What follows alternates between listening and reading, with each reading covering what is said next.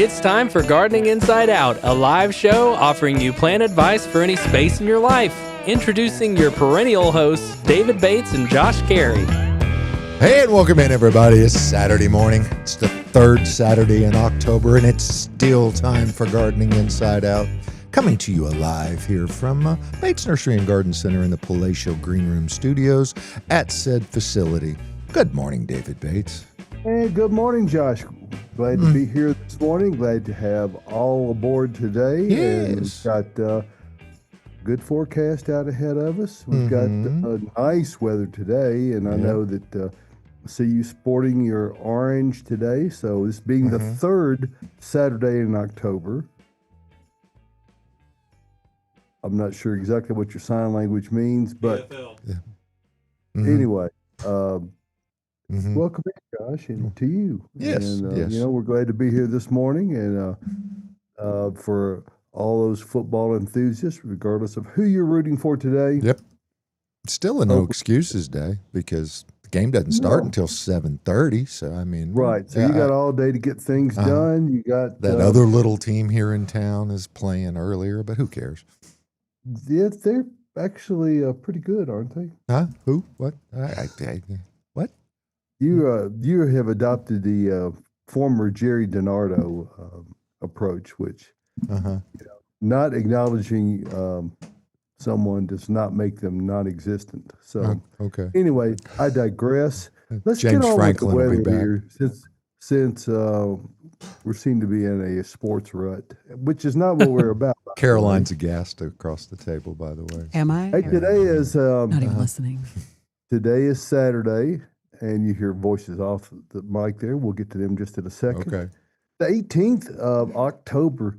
It's just getting on by here, folks. It's just the way time moves, and the arrow of time moves in one direction, and it seems to be accelerating. Today's Saturday, 86 degrees for the high today, mostly sunny. Maybe some evening showers, which we can use. It's October. It's generally a dry month, so we'll look into all that here in a moment. 86 for the high, 61 for the overnight low. Cloud cover, of course, will be in, and it's some showers overnight in the early morning hours on Sunday, 64. And look at that low temperature, 40 degrees. It drops way off. Early morning showers, maybe a tenth of an inch overnight, so or on Sunday night, or morning, I should say. We got sunshine coming up after that for the next several days, and noticeably cooler temperature, 73, 53 on Monday, 71, 43 on Tuesday, 67, 41 on Wednesday, and a glorious 70 and 43 on Thursday. I don't even pay attention to the forecast a week out because it's speculation. But what we're not speculating about here is the condition of the radar. There you see precipitation off to the west, more to the southwest. That will be that which will be arriving in the overnight hours. So just be apprised of that. Otherwise, today it's going to be really nice. Gorgeous. The extended 6 to 10 day precipitation outlook is going to be about normal. So you got Pacific Northwest above average, which means it's quite a lot. It's going to be below to the east of us. So nothing dramatic there. It's actually a fairly moderate looking forecast overall. We're looking here at Bates Nursery Station here at live from the green room at Bates Nursery. 58 degrees is the temperature, and we haven't had any rain for the last week. So we're still just under 47 inches for the year. So that's, by the way, 8 inches above the average annual rainfall. So we've still got more than 2 months to go on that. And again, it is 58 degrees here in the Music City. And welcome in to all. We're glad you're here. And we're here to talk about what's going on in your garden. It could not be nicer gardening weather. As you've already mentioned, Josh, this is a no excuses kind of day. Nope. There's no urgent things that are going to come up to keep you from getting out and dig it in the dirt. So it's time to make our little welcome here to our other participants. Mm-hmm. As always, Caroline Gant. Good morning, Caroline. Good morning. And sitting in for Austin today is Adam Chapman, the general manager. Good morning, sir. Good morning, sir. And we're grateful to have you both here today, along with the capable skills of our producer. Oh, he's scrambling. Stretch, David, stretch. He's still capable. Yeah. I'm so capable. At least Is it you can, on? Where's your face? At least you can hear me. Lights flashing. He's a disembodied voice. Mm-hmm. Well, Tyler has a lot to attend to. There he is. There he is. Good morning, Tyler. Good morning, Tyler everybody. Cam. And Happy to be here. we're always appreciative of his efforts and the efforts of everyone to interact with us. And we encourage you to do so. You can catch us out on Instagram or Facebook at Gardening Inside Out pages, and we'll take live questions for whatever you've got on your gardening brain this morning. You know, sometimes I think many questions in life, if not most, kind of come up in the present moment. You know, maybe there are things we're pondering, but you know, you're walking out there with a coffee cup this morning and you're suddenly realize, oh, I've got this issue, or why is that doing that? So There's a mole. well, you know, and that's not all that strange, really, Josh. You know, they just, particularly if you're trying to establish a new lawn, they know it. Oh, yeah. And they don't want to go unnoticed, and they don't. So welcome in, everybody. Yep. Good morning, everyone. Good morning, everybody. Yeah. Hello. Yeah. Morning good, everyone. This is a little different beginning than usual. We're gonna really seriously talk about gardening today and have some fun along the way. Yep. Perhaps at a lower intensity level. I don't know. That's okay. We don't know. Think the general manager can bring it too. So He can definitely bring It it. depends on the topic. I can get passionate about things. I've heard him be passionate. Yes. So, I hope we see some passion from you today. Yeah, we'll see. so All right. guys, from your perspective, what's been going on at Bates Nursery this week? Well, we got an Isley truck on Monday. It's been a big week. exciting. You did. Lots of beautiful evergreens, beautiful Japanese maples. We got a really cool truck in Thursday, I believe. It was a Thursday. new nursery that we've never gotten stuff from. A lot of natives on it. Which really- you will Is that see in the this one from room New today. Jersey? Yep. Is that right? From New Jersey. It's Pleasant Run Nursery in Yep. I believe it's in New Jersey. Jersey. And, Yes. and of Okay. course, the yet to be mentioned Bridget was Yes. Oh my Yes. very gosh. excited about this. She was the one who actually kind of found this new Yes. source. So I know Yeah. she was very excited about it and all the prospects for the things that Yes. we'll be able. Yeah. Mhm. And everything looked pretty good. I mean, it was kind of. I think she was worried the way they had packed it in there that some things were gonna. But you know how they put plants in there, they stack them, they stuff them, And it was a lot of little. and it was a 1 lot of gallons. little things. And so once we got Get them them out, out. Yeah. they had time to kind of fluff There out. you go. Oh yeah, Wow. Yeah, that echinacea looks. yeah. It's quite awesome. Yeah.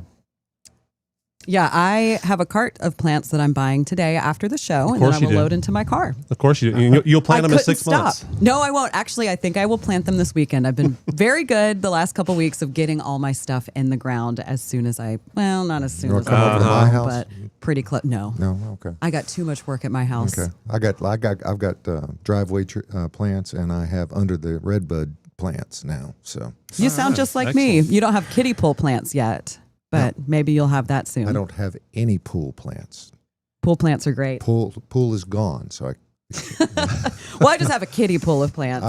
okay. There's the latris that I'm getting. I Wow. can't remember what that one's called, but look how small Small. those bloom Whoa. spikes It's are. Yeah, literally that is- called Small Head Blazing Star. And it is beautiful. actually listed as at risk. So this is And it's a native, right? It's considered a native. What in the world It is is- that? Yeah. It is a native plant. It has a very small range, but we are a part of that range. Nice. It will be in my yard. And it grows This 2 weekend. feet tall by 1 foot wide. So it's a smaller growing. Tyler has Googled. Look at the bees already found. Oh yeah, I went nuts over it because I was like, "This is a rare plant." We got some really good stuff. Yeah.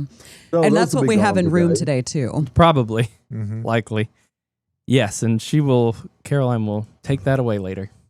Unfortunately, I didn't have much time to look over that stuff. I wish I had, but Did As- the little baby outside bonsai trees for the little Japanese maples come in this week? I don't think I I've don't seen think I those. saw any of those. Don't Oh, think yeah. I don't. Maybe there was a few. There's 4 or 5 of them on Yeah, the little table. yeah, out front. maybe. Oh, gorgeous. Yeah.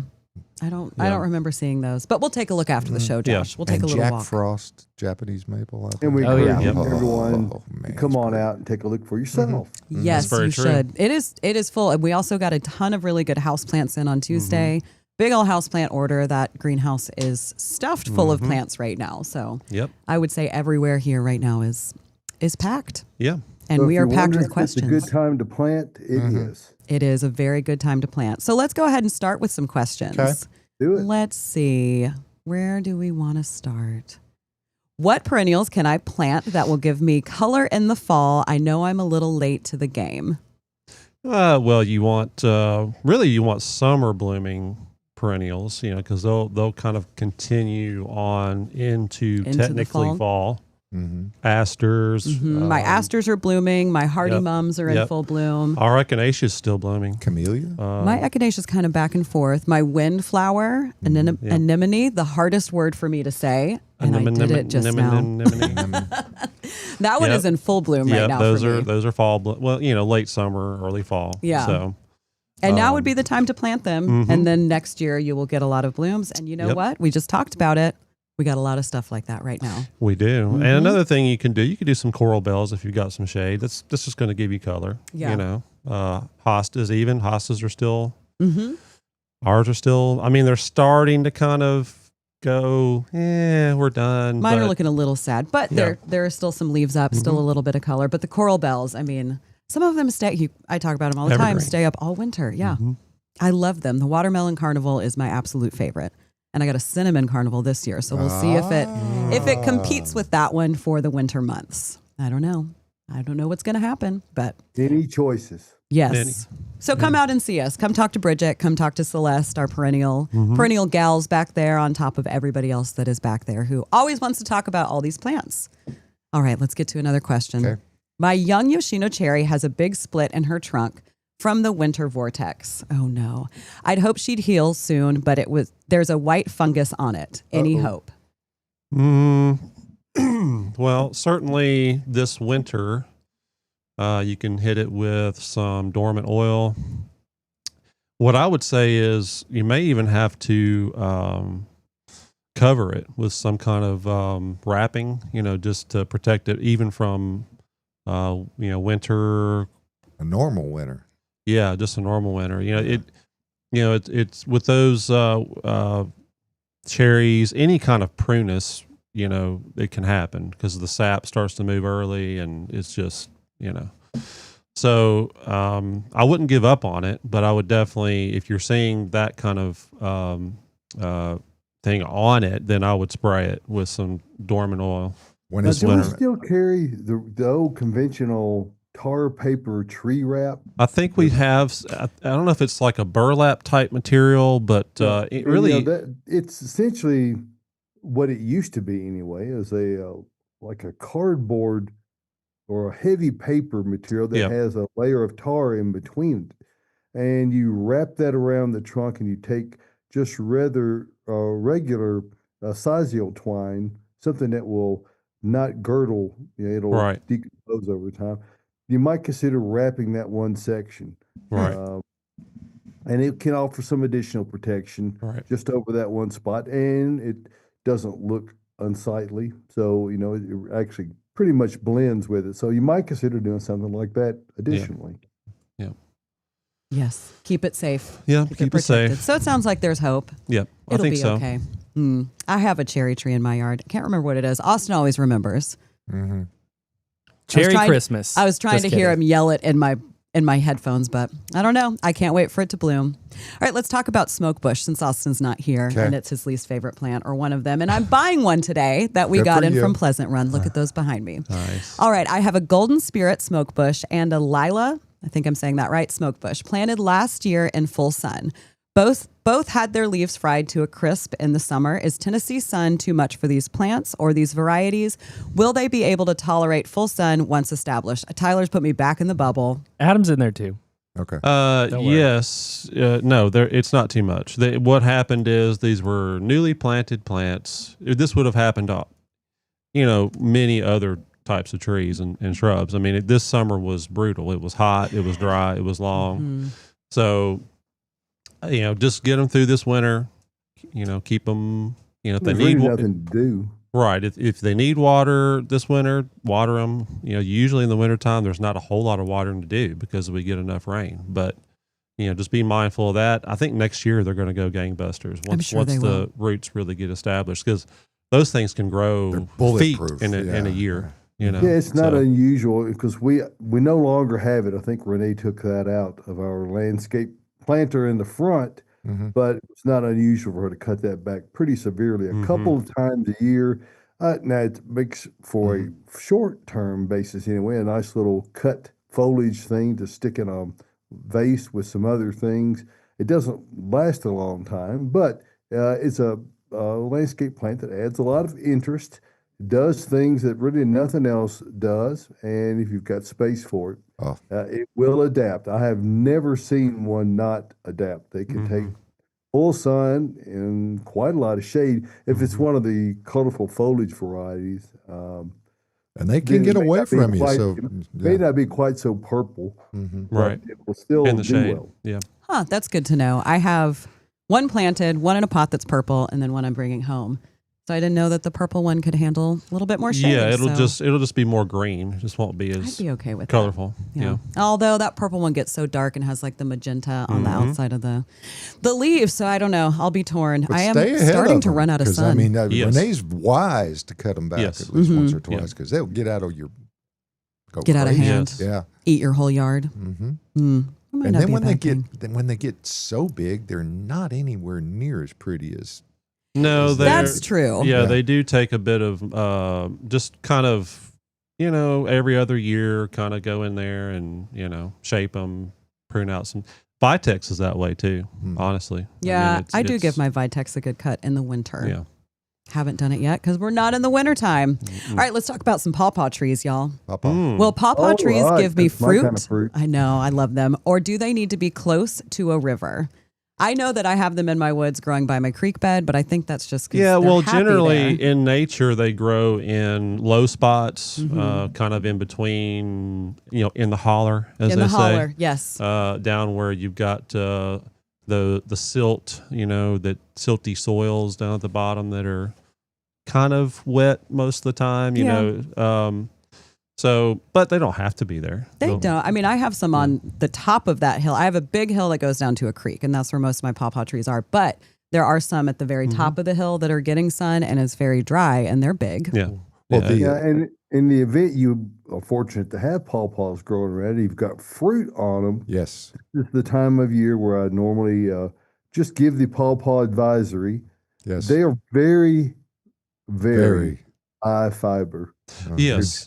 Oh. Do not eat more than maybe one or two. That's why the one at the top stretching it. was probably the first one, and then the deer and the squirrels and the raccoons ate it, and they came down to get a drink of water. Think about it. Yep. And then those seeds were there. Yeah, they were. And they, but anyway, it will. If you eat 3 of them, Oh boy. then you're going to be committing time Yes. alone. Yes. You're going to. Yes. They are a. It could be socially unacceptable too. So, I mean, that's It's it's just one of those things to be mindful of. Yes. So Okay. only eat one. Public service announcement. Mhm. Good advice, David. All right, we have a second pawpaw question. Should I wait until spring to plant a pawpaw and a peach tree? No. Oh, Do it now. You want to? I mean, you can do it in the spring. It's fine. No problem with But that. it's so but much easier to do But it now. if you do it now, you're going into a dormant, cooler, wetter season where the roots are still growing. And so you can get the plants halfway established over the wintertime. And that way, when the summer gets here, you're not as under the gun to be like, oh my goodness, I didn't water. Oh, yeah, you got, it's good. You It's can good to do it. put it in now. the ground and forget about it. Mm-hmm. What was that, David? Almost the Yeah, year? with regard to the root system, it's almost a year head start. Those roots grow throughout the winter. Yes. And you're not typically having to do very much, if anything at all. Just Mhm. water them when you plant them, and until rains begin picking up, you might have to water a time or two more. Right. But all winter long, it's Mhm. on autopilot. But the root system's growing, even though it appears to be dormant otherwise. You know what? If you had a pawpaw or a peach tree, and you were going to plant it in the fall or the spring, what would you plant it in, David Bates? Well, you know what? We're strong advocates of Earth Yes. Mix garden products here at Bates Nursery, and for our many fine retailers around the independent garden centers primarily, and other independent businesses that really understand the difference that Earth Mix makes. It's not like most other soils. Matter of fact, I don't know of any that take the pains that we take at Earth Mix to ensure that no matter what package or source that you're buying it in, be it a bag or a super sack, it's the same product, bag after bag, super sack after super sack, and those are available all over Middle Tennessee, Southern Kentucky. We'll just go quickly to the Find Earth Mix tab, and this will show you the network of wonderful suppliers that are all over. The orange ones are in Tennessee, the blue ones are in Kentucky. We've got Rocky Yellow. Mountain Trees and Landscaping way out in Crested Butte, Colorado. And of course, Josh, I hate to mention this, but there are several in Alabama. So this is the third Saturday in October. We still love all of our Alabama suppliers. So thank you for being a part of it. I got one in Tuscaloosa, I hope. It's like, why don't we? Well, not Not yet. Okay. But we're right. not going to say never. But anyway, we're grateful to all of them, and because we really know from experience that due to the painstaking process that we adhere to at Earth Mix Garden Products, that once you use it, you're going to see the difference that you get. And that's to your point, Josh, about when you're planting something, be it whatever time of year, it's going to give you the best, most predictable, reliable results. It is the most cost-effective thing you can use to plant with. Now, the cost per bag is not the cheapest. There are really cheap products of things you'll see, at the box Mini stores market. that just says topsoil on them or potting soil on them, and there is this one trait amongst the products that say topsoil. You know what they do not have, Josh, right? Soil. Yeah, there's no topsoil. There's no dirt. We take a very different approach. Earth Mix Garden, of course, has actual native soil in it, along with a whole host of other organically produced, locally sourced, sustainably produced products that give you the best growing medium, and your plants and their growth thereafter they'll show you. Plants are not cheap anymore. I don't know that there was a day when they were, but that day has gone, or neither is anything else cheap. So, to get the best success out of your investment in your landscape and your garden, you really should be using Earth Mix Garden products. Earth Mix Landscape is probably the one of the more popular items. It really enriches the soil. It's not sold as a fertilizer, but your plants don't know that because it adds all the great things through the infusion of supernatural compost, endo and ectomycorrhiza fungi, humic acid, and a whole list. And I'm not going to go down them of all the components that make up supernatural. It is infused into a number of other products downstream, which assures you of having this consistent, high quality product that no one else can match. So check it out. Earth Mix Garden Products. success begins at the ground level when you use Earth Mix garden products. And what is it you like to say, Josh? I love to say it takes four things. Right. Four things. There it is. Big hand. To have a happy garden. Water, sunshine, plants, and Earth Mix. I've been practicing. Magical. Wow. It's magical. Jazz hand. Beautiful. Loved it. Oh, look at those go. Speaking of magic. Yes. What's Oh, no, wrong. Tyler, come on. Who's What's in? Oh, sorry. Adam's own. Wow. here? Wow, Tyler. I spaced on that one big time. It's Hey, okay. Adam. We forgive you. Okay. We forgive you. I hypnotized him as well. I guess I think so. I did. I You was can't make mistakes if you're not present. the Earth Mix That's right. magic got me. That's very true. Well, I guess what I would like to talk about today, and I know we're going to have folks thinking about it, is fall color, and that. kind of the things that are happening right now. I've noticed sugar maple starting to turn here. Mhm. Dogwoods have started to turn. Not a whole lot else. I mean, there it hasn't really been cool enough. Really, that's the thing. We've stayed above 50-ish degrees. I don't know that we've gotten below 50 degrees, and that's one of the other things. Moisture, obviously sunlight. The days are getting shorter. The trees realize that, so they start to shut down, which causes them, the leaves to turn. But you got to have a good amount of moisture, which we did earlier in the year, but we really haven't. The summer was very dry, so you're going to have probably muted colors throughout at least Middle Tennessee. I think.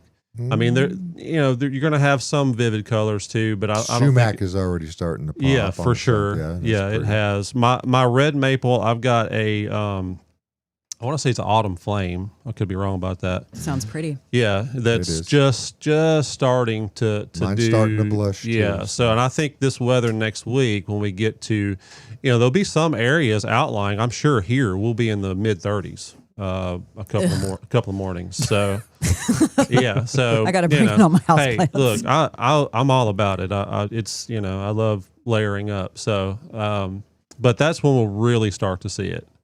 And that's assuming that with this cold front coming through tonight, that a lot of them don't just get blown off. Because I think the trees are a lot of the leaves have just kind of crispified a little bit because Tulip of the dry. poplars already. Yes. They're ones that- it won't really be a whole lot Had from that them. Pre-desiccation that has Yeah. occurred. So we're in the morning, everyone. If you're in the southeast, you will have leaves everywhere.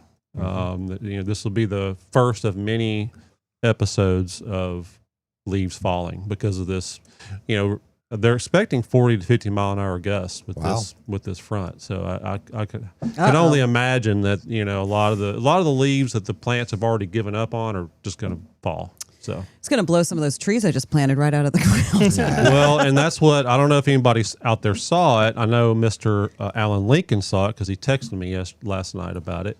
But Channel 4, our local station here in Nashville, came out and they were asking me about if somebody had about this wind and this front and whatever. And I said, well, if you've got trees that have just been planted and they're not staked, it's possible that they could not be completely uprooted, but pushed over.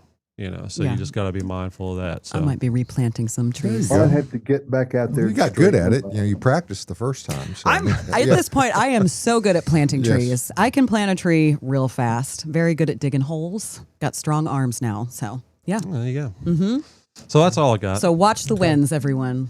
Well, that and enjoy the color. We're going to get the show we're going to get. So and I'm sure you'll see some gems out there that are just really striking. Mm-hmm. Like I haven't seen any ginkgos turn yet. No, my ginkgos still and green. you got to really be watching for that because you only got about 3 days, and then they Yeah. just all They fall at the same turn and time. they drop.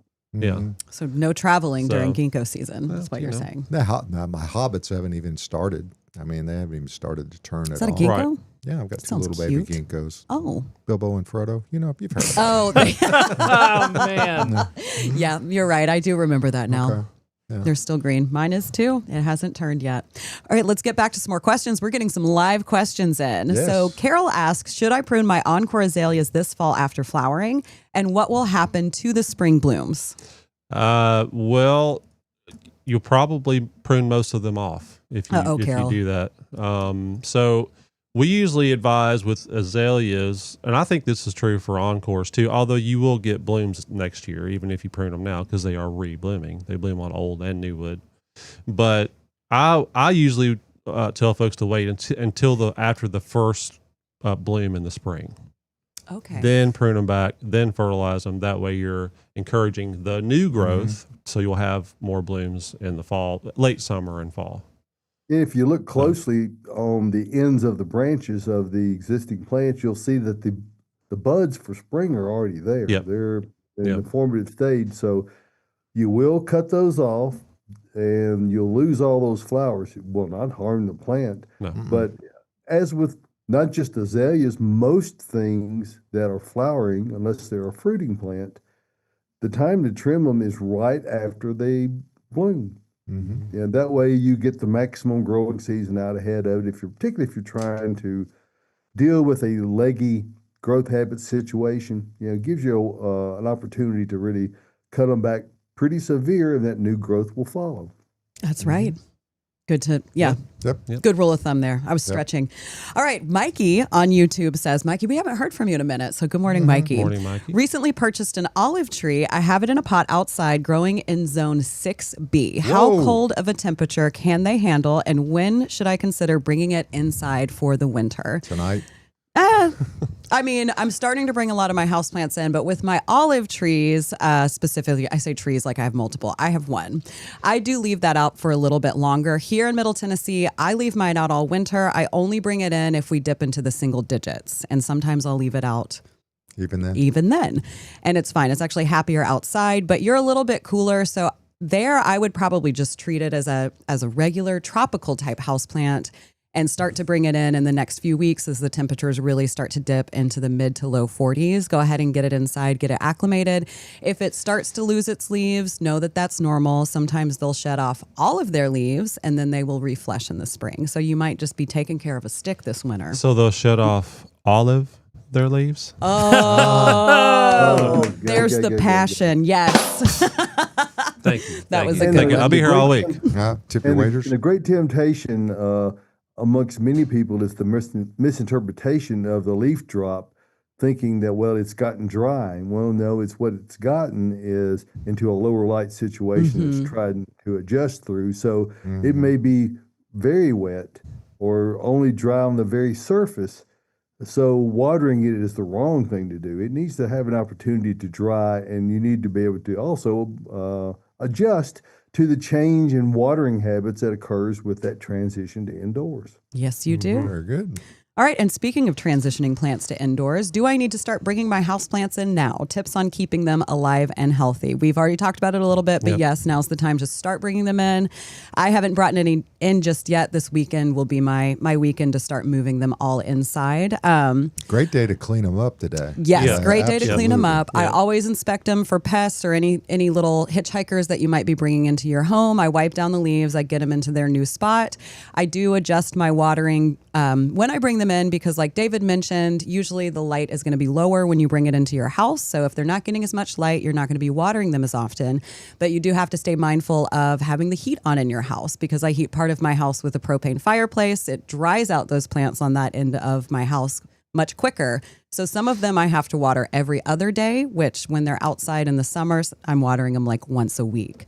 It's a real adjustment. It is a real adjustment, but I don't really focus on getting my plants to grow, my house plants to grow in the winter, just keeping them kind of steadily healthy. So I personally do not fertilize in the winter. I wait until March to start fertilizing them, even if I don't put them outside.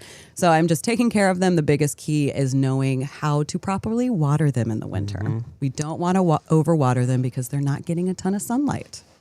But yeah, start bringing them in now. That was if you have a another lot thing. like me. It's That was time. another thing that I said when Channel 4 was out here. They were like, any other tips? It's like, well, if you got houseplants outside, you need to really be thinking about bringing them in because it's going to be. And if you've got those hitchhikers like Caroline was referring to, you need to do the spraying while they're outside. Outdoors. Yeah. And that way, it just is much easier. And then once you have dealt with the pest, you can actually bring them in, maybe stick them in the shower and hose them off to dislodge whatever you can, trying not to soak the root ball if possible. It's a little difficult. Yeah, I will shower mine off, either outside or in my shower. Just let water run on them if they're dusty or anything. Lather, rinse, repeat? Yes. Okay. Okay. All right, we're getting more live questions in. We have one that says, need to divide some heuchera. Do I cut the stalks? Confused. Please help. I've divided heuchera a lot. I really just pull it out of the ground and then I'll use a serrated knife to rip it apart, or just hands. Get your fingers in there and just pull it. It's actually, they're very easy to separate. If you look at the base of the plant, you'll see all the little individual plants that you can separate. And just, you can get them apart. You can even separate all of them and you might have 20 new heuchera, but they'll be little bitty babies. But I would suggest just splitting it down the middle. Then you'll have, one plant makes two. Yep. But it's very, very easy to do. Don't be scared. Just get it out of the ground and then split it on up. All right. Can I overwinter my candlestick plant in the ground? Not if you're here in Middle Tennessee. Emily Boyd actually brought one for me, Austin, and Tyler. Mine hasn't really flowered. I was hoping to get some seeds from it. But if yours flowered, I believe that Emily talked about how she had gotten seeds from hers in the past. Emily, chime in if you're here this morning and listening. But no, I don't think they'll overwinter. Maybe you could cut it back and dig it up and put it in a pot, but they're very large. Yeah, maybe put it under your house or something, Candlestick plant. I'm not familiar with this one. Emily had sent a photo in I think it was like last fall of hers, and it was gorgeous. And she brought each of us one. So very nice of her. Very nice. Emily, chime in and let us know. Okay, anything to plant now other than bulbs and trees? I want to add color and shape for spring. Pansies. You can plant so many things Violas. now. Oh, yeah. And if you're looking for spring color, you can put perennials in the ground too. That'll pop we got up. all kinds of colorful evergreens out there. Still got the special going on too on What's the buy special? one get Oh. one. On the 2-gallon. Dwarf Alberta Albertas. Bruce. Yep. I said Bruce, not spruce. And if The you Bruce don't is need out there. to, give one as a gift. That's Exactly. for Sarah Bates. Exactly. Yes, that was part of her newsletter this week. Yep. But yeah, there is tons of things you can plant, Oh, not yeah. just bulbs and trees. You can really plant anything right now, just not your, summer heat-loving annuals. Yeah, which you wouldn't be able to find anyway. So. That's true. Well, you can find them in my houseplant greenhouse, Well, but yeah, don't want okay. to stick them in the ground. Fine, Caroline. All right, should I cut back my dwarf grass? If so, when? I don't recommend cutting back grasses until very late winter, very early spring, because number one, they just look nice. It's a nice texture to have even in the wintertime. They turn kind of a nice uniform tannish, some kind of brown. That motion in the wind. Yeah. So, but their stems are hollow. So when you cut them back, Rot. and water gets in there over the winter, they'll rot. And so you'll either lose all or part of the plant. So Part right in the middle. usually, Yeah. Yeah, that's happened to me. So do not cut them back until March 1st, something like that. You want to make sure you get them cut back before they start to come out of dormancy, because then you're dealing with the old stuff and the new stuff.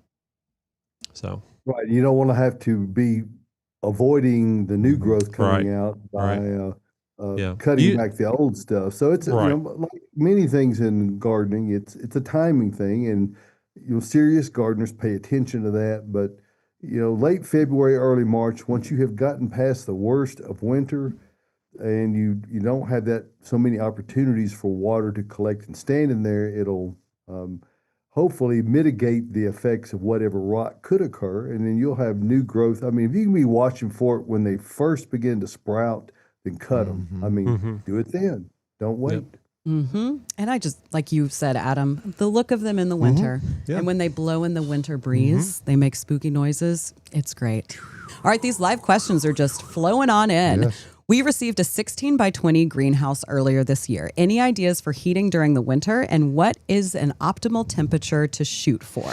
Well, it depends, Wow. depends on what you have in there, number one. Right. But, for the most part during the day, as long as it's sunny, You're not going to have you're to not heat going to have to heat it. And then if you keep it closed up, a lot of that heat will stay in there for a decent amount of time, depending on the outside temperature, obviously.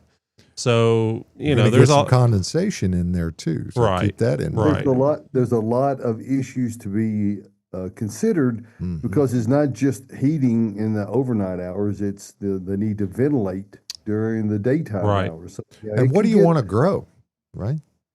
Well, I mean, yes, Yeah. whatever that you're growing, you're going to want to be considerate of that. I will tell you this: after many years of heating greenhouses, it's not a cheap proposition. So uh, for many things, you can go down to even 38 degrees, and they will not be lush in that, but they will survive. You keep any chance of frost or freeze, then you can save yourself substantial. There are also things you can do by if you have not built the structure yet, is digging part of it into the ground. Yep, absolutely. You- geothermal. there's a lot of things you can do to help take advantage of the heat that is already in the earth, and give your plants the best opportunity. And that helps to make a nice little segue into our next little thing here, and that's talking about Bates Nursery and Garden Center. We've got a wealth of information. I may have been doing it longer than anyone else here, but I only possess a part of the information. We got Caroline and Austin and Tyler here in studio today, and we've got a whole Or cast Adam of, too. Yeah. what did I say, Austin? Yeah, Yeah. Austin today. It's okay. Kev Jr. Yeah, I'm not going to give junior status to Adam. He steps up consistently every day, Yeah, he and does. he is the primary driving force in the day to day at Bates Nursery and Garden Center. And not only do we have this extensive selection of plants that frankly you can't find anywhere else, and no matter where you're coming from, we like to say it's worth the drive from anywhere. And we have folks who do that on a once or twice a year basis, even from far flung locations. Wow. So we invite you to come see us. We have a selection of plants and a variety of expertise that is unmatched. So bring your questions, take photographs with your smartphone or your tablet, bring those along with you, and pick our brains. We're going to spend the time with you to help you get the right plants in the right place the first time.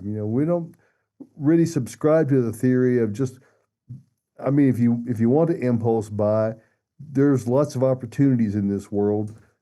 With regard to gardening, you need to know some things about the area you're planting in and about the plants that you're planting in those areas. So come out and see us, get that information, and see the amazing selection of all the different things: trees, shrubs, ground covers, ornamental plants, fruiting plants, broadleaf evergreens, conifers, Japanese maples.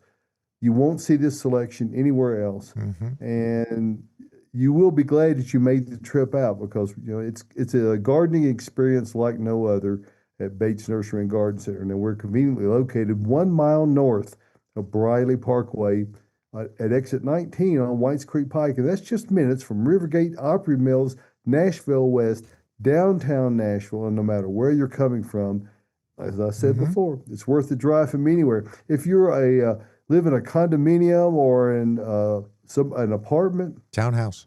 Townhouse. Caroline has an extensive selection of pots. She and Paula dutifully order and bring in a vast array of shapes and colors. And we have the selection of plants that you can plant out there and leave year round, or you can plan for a transitional thing from season to season. So we invite you to come see us. Bates Nursery and Garden Center, beautifying Nashville since 1932. And we appreciate you giving us a moment to talk about that. And helping us to be a part of the Nashville community, which I think is for 22 years now. We've been voted the best in Yes. Nashville. Yes. Hey, buddy. Yeah. So thank you for that.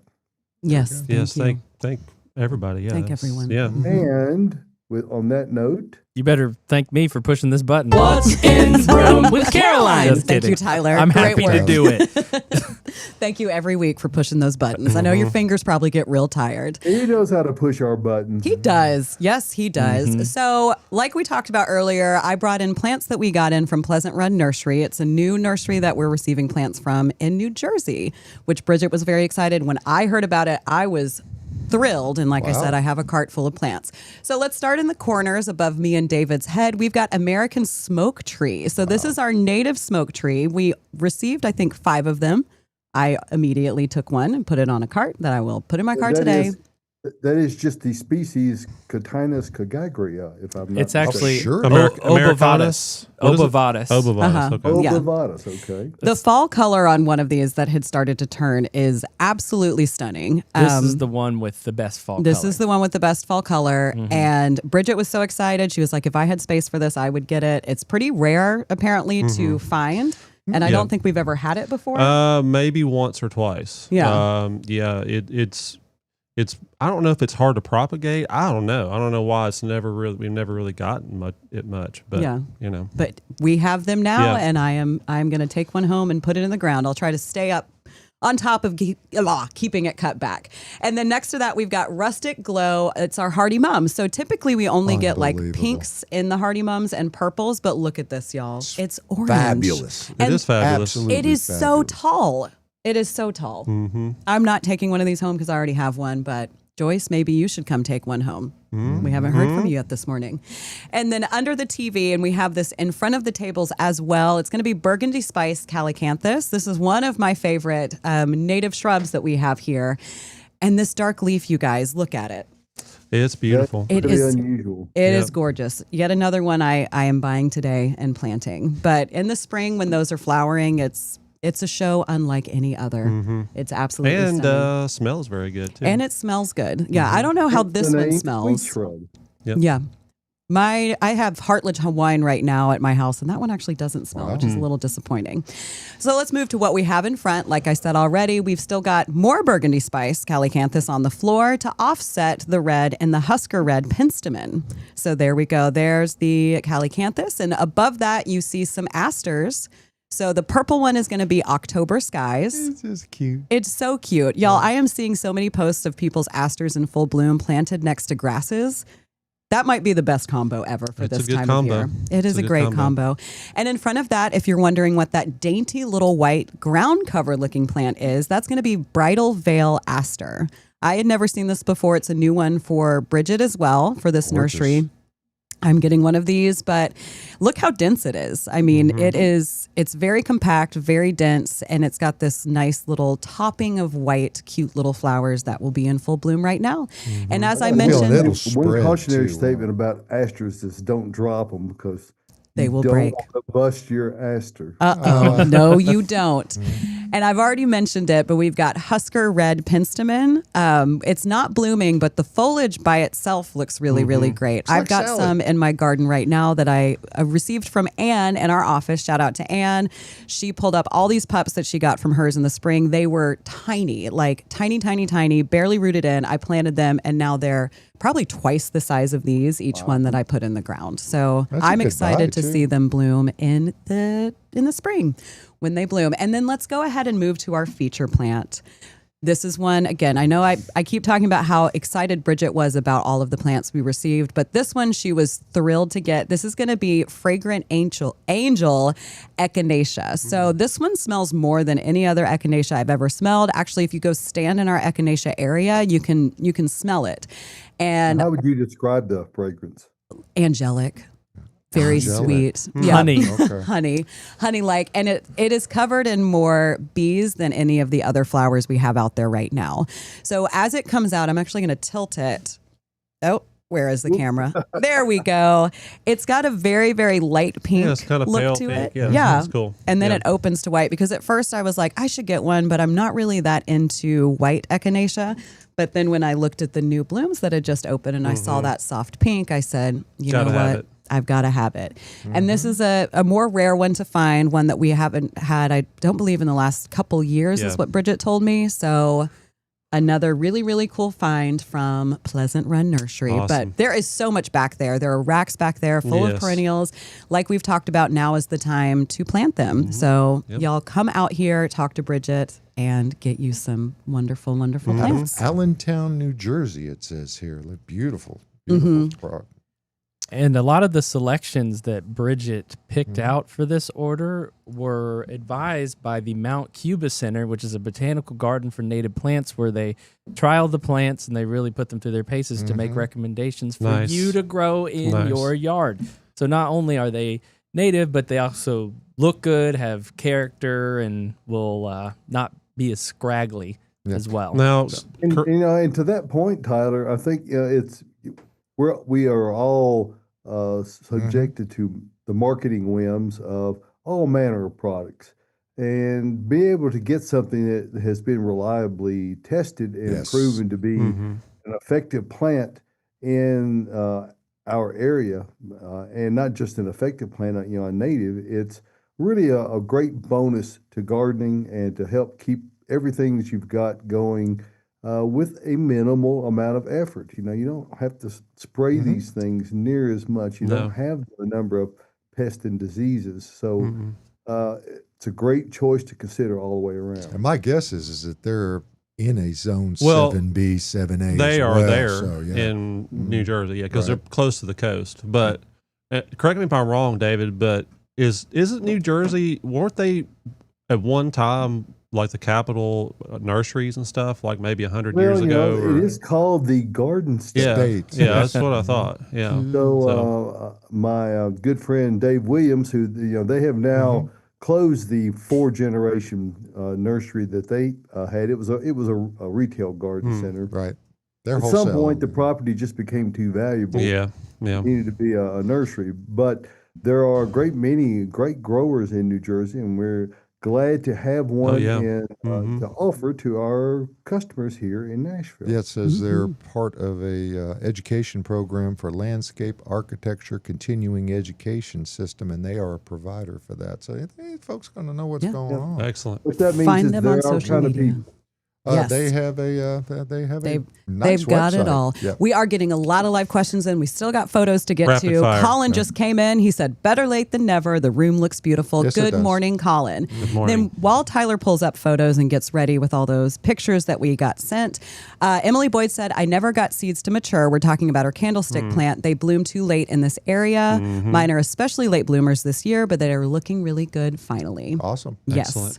And then Debbie says, good morning, everyone. Bring a container patio peach inside the garage for the winter or leave it outside. Also, how about hydrangeas in pots? Hydrangeas will be fun. I've got Hydrangeas should be hydrangeas in pots. fine. I mean, and I would think the peach would be too. I mean, as long as Keep if it we watered. as long as we have any really, really cold weather, they're well watered before it gets here. You want to insulate the roots, so it should be You okay. actually could do more harm than good by bringing it in. Right. with that Yeah. particular Right. plant. It needs the dormancy. It needs the cold temperatures, and that point you just made about the need to water before. And this is it's counterintuitive, but water provides insulation to the soil, particularly in things that are in a container. So if it's above ground before, if you're attuned to the weather, and you should be, as we get into moving towards the winter season, make sure it is soaked thoroughly. And what we're talking about here is, as it approaches below 20 degrees, you really could wait till later, except that water tends to freeze, so it's hard to get it to soak in if the soil is ground is already frozen. frozen. Yeah. So get that soil wet beforehand, and once whatever the severe period passes, water it again. It needs that hydration. All right, so let's go ahead and get to some photos. Okay. Let's start with Kay Matthews. She sent a photo that says, "Hi, y'all. 2 weeks ago, you were kind enough to share my flower photos on the Saturday broadcast. What you see here is the flowering of the buds of the Sheffield mum and the lonesome blue morning glory peeking through. beautiful. The second photo is more Sheffield mums. I pinched the plants back in July and stuck the pinched pieces into a flower pot. They took root, and this is the result. Amazing. It is such a good plant. This is the reason why I talk about it all the time. I absolutely love this one. Mine is in full bloom right now. Kate, that is stunning. It is. And I love that you pinched it in July, stuck it in pots, and then Yep. you made more plants. Yeah, this one roots like crazy. And then we've got one, well, we have a few from Emily Boyd. Emily says, Bates team, my Encore azalea is in full bloom. I think it may have more blooms than in the spring. For size reference, that is a 6-foot high fence behind it. Wow. That so is- that looks like amethyst, maybe autumn amethyst. That Or- makes me want an Encore azalea. Absolutely. Yeah. Stunning. And then Yep. the second one, she said, you've seen the pot previously, but the Japanese coral bark complements Yeah. it, I think. Yeah. Yep. That's beautiful. That, yeah. And one note I might add to that is for her to not be alarmed if you don't see a huge flower show In the spring. springtime, Yep. because what you're seeing right now are what we refer to as blast blooms. They are the ones that were designated for spring. Yep. You're just getting them now, but with repeat blooming plants, there's no penalty. You may be able to trim it. Well, later. sometimes it happens with just plants that bloom early in the spring. Like last year, I've got a Spring's Promise camellia, and it bloomed in the fall. It's supposed to bloom in late winter, early spring, but it bloomed last year. So I didn't have any blooms this year. I had them the year before. Wow. So it's So- more of a spring's hope. Yeah. Maybe Yes. hopes- Exactly. Was hope it, the springs promise did eternal. not come true? You for were me. hoping But, for it. you still got the flowers. I and that's did. the- I did. Yeah. All right. And then our next photo comes from Pam. Pam says, I am helping my son Austin and his wife Morgan landscape their backyard. It currently has 0 plants. Attaches a photo with the backyard hill area along with a picture with my landscaping design ideas. The area gets full sun until about 2 p.m. I would love your recommendations and thoughts for landscaping this hill area. As you can see, it's sloped with some water runoff. Plants I've selected. She selected emerald green arborvitae, phenomenal lavender, winter green boxwood, white wedding hydrangeas, and pink muhly grass. She Yeah, I needs. would classify that as more than some water runoff. No, that's you could see it, That's a 2-to-1 slope. Yeah, it's likely, pretty so, steep. and they built the river right there, but to keep it off the Yeah, patio. You might so. consider doing some I kind do of like that. a terracing thing to give you a flat spot to plant on the front and then have a step down. It's just a thought. Not that you can't plant on that, but it makes watering much Yeah. more. Have we Yeah. met the backdoor neighbor too? Because maybe you can get together and work on that problem. Yeah, it's a pretty drastic slope. Yeah, in order to have any kind of a decent bed there, you would probably need to have maybe a 2-layer or even 3-layer of landscape stones to make a edge bed, and you can backfill it with some garden soil, and then you can really make a nice bed there. I mean, not like David was saying, you can still do something there, but you're going to be dealing with that slope. Yeah, it's pretty drastic. The grasses And- probably would do pretty good, I would think. Yeah.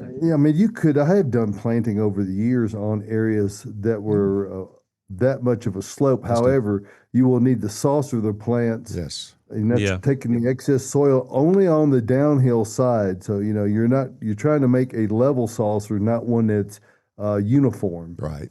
So you'll have a crescent shape, half moon type of, like the moon this morning, if you got to see it. Yep. Oh. Yep. It's only on the downhill side, and it'll be, of course, much more soil in the middle than on the edges. So you kind of taper it down. So you can do it that way if you don't want to get into the Hardscaping.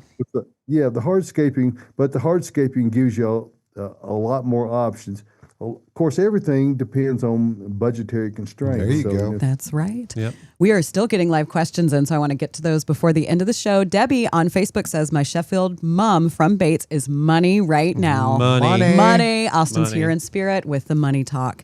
And then we have a question about lime trees. Do I need to bring my lemon and lime trees into my greenhouse? Yes. If you are here in Middle Tennessee or anywhere kind of close to it, absolutely. It will die. I will if it interject freezes. here with citrus. We just got some flying The dragons. flying in, dragon, the and only I have hardy one. Do you love it? Yes. Do I need and to it's get got one? 3 fruits on it, about plum size right Yeah. now. Lucky And of course, man. Poncirus is a native citrus. Now, not this particular cultivar. Right, The flying dragon right. is the contorted one. That's especially mean. Yes, It it is. is. It's thorny. gnarly. Yes. And that Today is it's another thing thorny we as got an in from Yeah, Pleasant Run we did Nursery. get it. Talons. Mhm. They like bugs too.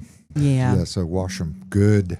Yeah. Wash But yes, them well. Yeah, your the regular lemon citrus, and lime yeah. trees do Bring 'em need to in, come bring in. 'em in, yeah. And And now's if the you- time. Go If ahead you and want them bring to 'em keep in. growing, got to keep them above 38 degrees. Probably really 55 is where they'd like to And be. that's why we want to bring them inside. Yep, And then our yep. last question of the morning, when to cut back Sweet Bay Magnolia that is out of control? Well, I mean, what I would do is wait for it to kind of get really dormant, and then just do what you got to do. Right. Sacrifice the blooms for next year, and just be like, I got to do this. So, Top it. And, Yeah. and there may be whole stems that need to be cut Yes. back to the ground to Yeah. thin it because they get really Yep. clumpy. So if you can Clumpy, go in yeah. there and selectively thin and then cut it back afterwards, you can achieve a much better end result Yep. going forward. Yep.